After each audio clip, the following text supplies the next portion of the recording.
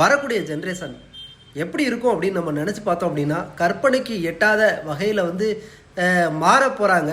அந்தளவுக்கு ஒழுக்க சீர்கேடு இன்றைக்கி ஆணாக இருக்கட்டும் பெண்ணாக இருக்கட்டும் அத்தனை பேரும் ஒழுக்க சீர்கேடுனால இன்றைக்கி எங்கேயோ போய்கிட்டு இருக்காங்க. நாளைய இந்தியா நாளைய தமிழகம் எப்படி இருக்கும் அப்படின்னு நம்ம யோசித்தோம் அப்படின்னா சொல்லவே முடியாத அளவுக்கு இன்றைக்கி அந்தளவுக்கு போய்கிட்டு இருக்கு.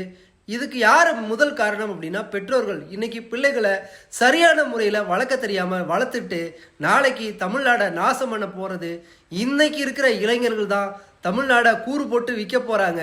ரொம்ப ரொம்ப ரொம்ப சிக்கலாக போகுது. படிப்பு அப்படிங்கிறது இன்னைக்கு உள்ள இளைஞர்களுக்கு சுத்தமாக வரமாட்டேக்கு.